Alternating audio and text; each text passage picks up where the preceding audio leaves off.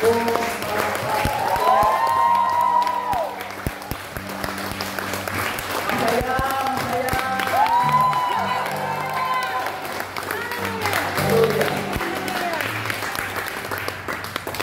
may dalang pasalubong sa inyo. Fresh from Macau.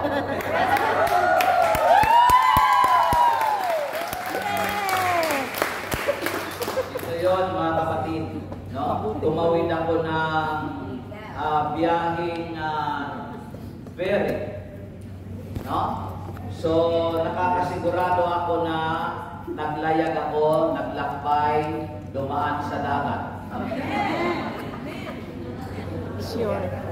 Nagmamadali akong bumalik kasi naaalala ko ang Saturday. Yeah! Naaalala ko sila, bagaman hindi ko alam kung ako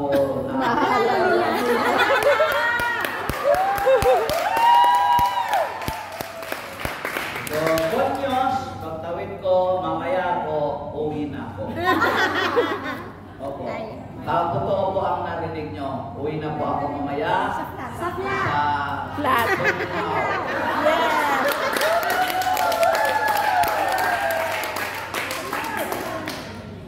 Mayroon. May dalawang Sabado pa.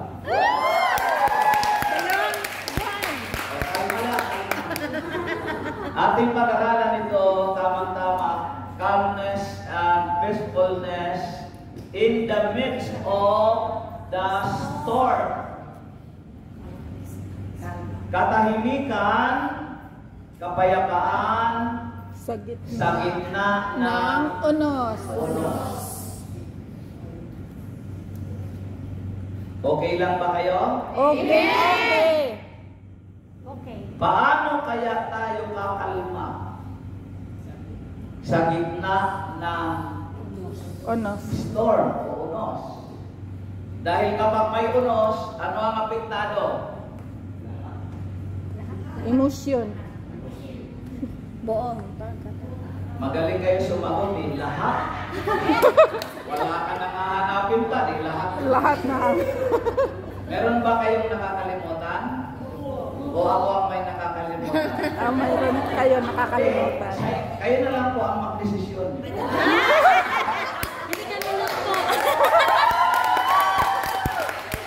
Alam ko, hindi kayo mamuot po kasi hinihintay ko yung masalubong ko. Doon na nga yun eh.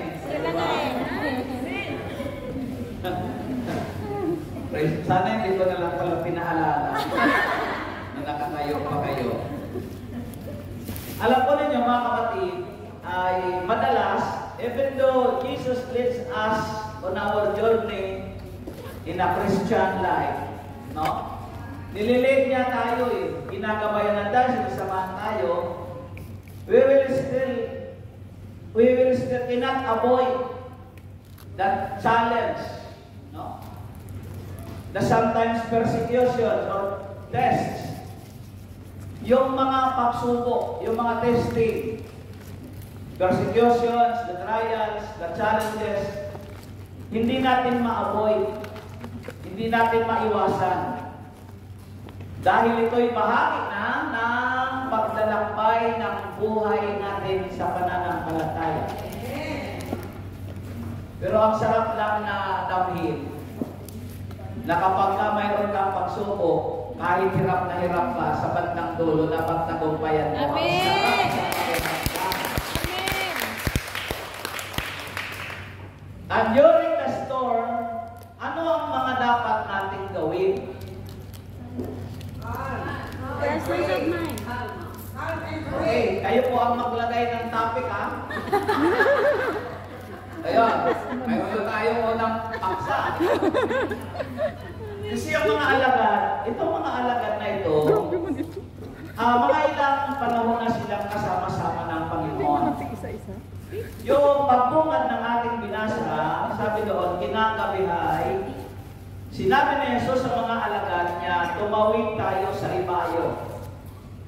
Take the word, tumawid. Ano po ang oras na yon nang sila po ay niyaya ni Jesus na tumawid? Ano po oras? Nagsisimula naman si Brother Paul niyang magtanong. Tanong. Gabi yun eh. Anong oras yon? Sa'yo ba ito? Di ba narinig niyo yung binasa ko? Amen. Anong sabi? Gabihan. So anong oras yun? Ibig gabi. Gabi. Kaya, gabi nga. Sa gabing paglalakbay, nasubukan nyo na ba? Kayong mga taga, mayroon ng mga Bisaya, di ba? Ah. Doon sa, Iloilo. ano ba, sa iba, sa kabila yung sa Bisaya. Sa ibayo. Sa kabila. Sa pihak. Sa Piak. Kapag kayo na punta sa Piak, no? Kabila. Sa kabila, kumakawin kayo na Dagat. Kabila. dagat. Sa pihak. Kadalasan yun, may mga tumatawid ng dagat. Pag gabi kayo magbiyahe, ano ang inyong pakiwari? Mayroong mga ano? Kababalik na. Kasi madilim. Kaya minsan parang gabi, mahirap magbiyahe ng gabi, lalo na sa dagat. So, dito, gabi na niyaya ni Jesus ang kanyang mga alagad na tumawid. Bakit kailangan nilang tumawid?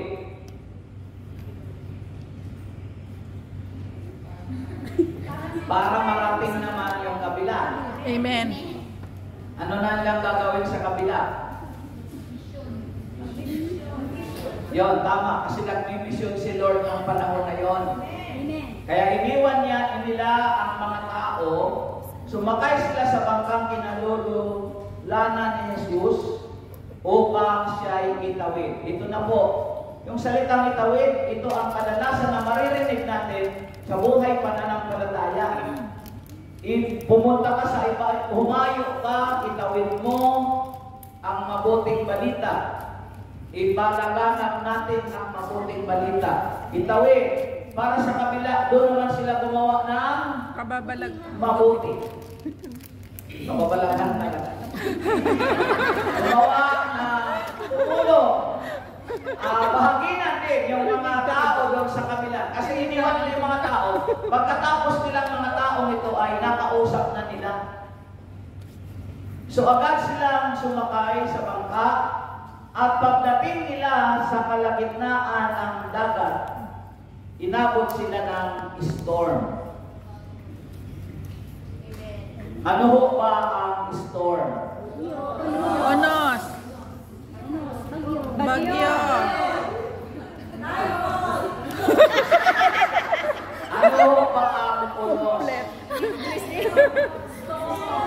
Storm. Talaga, ano dictionary nyo, translation. No? Ito'y masamang panahon. Ito'y nangingit-ngit na dagat. At ang unos, iba sa bagyo. Amen. Gayon din pala kayo dito. Nag-share ako ng konti sa Macau kahapon. Share lang. Alam mo, sagot din nila sa akin. Kayo din dito. Na? Ang unos, ang bagyo, nagbibigay muna ng babala. Amen. Mayroon low pressure area na dumarating. Yung low pressure na yon, darating sa araw ng Sabado, magiging ano siya? Typhoon. Sabado ngayon Pero ang unos, hindi nagbibigay Babala. Amen. Biglaan. Ang bagyo, makapaghahanda ka. Ang unos, hindi ka makakapaghanda. Kaya kung ito'y hindi nagbibigay ng paalala o babala, ano ang dapat gawin? Maghanda. Laging Handa. handa. Sabihin mo sa katabi mo, katabi. Katabi. Ikaw ba? Ikaw ba? Laging nakahanda. Laging handa. Amen.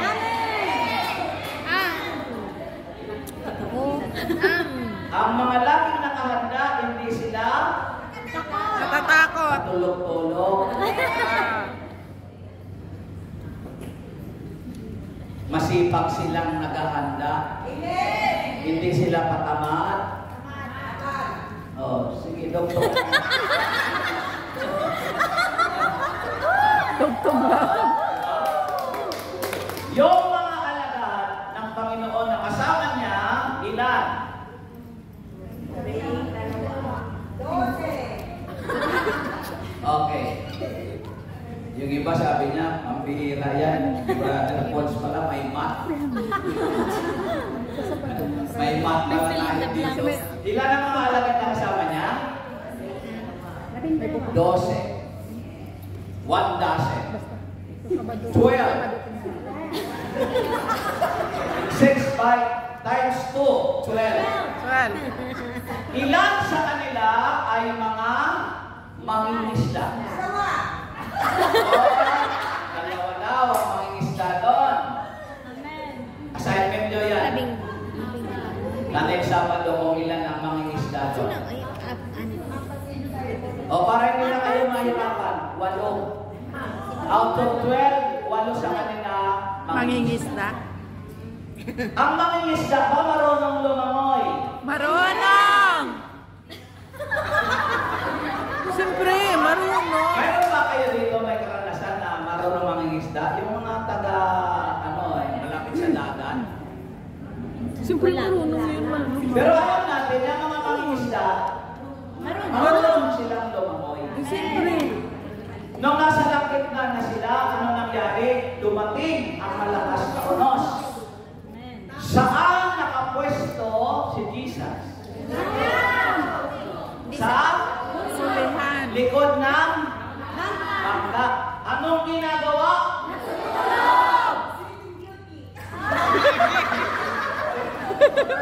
Sleeping beauty. Yeah, nakahilig sa unan at Nagsisleeping. natutulog. Ang bangka ba na nakita ninyo, ang driver nasaan? Sa una. Sa gitna. Ha? Sa gitna. Sa gitna? Oh.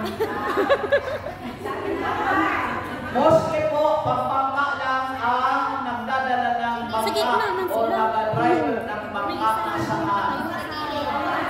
Nasa likod. Walang tama. Mister, nasa gilid. O di, ito yung bangka, nandito siya sa gilid.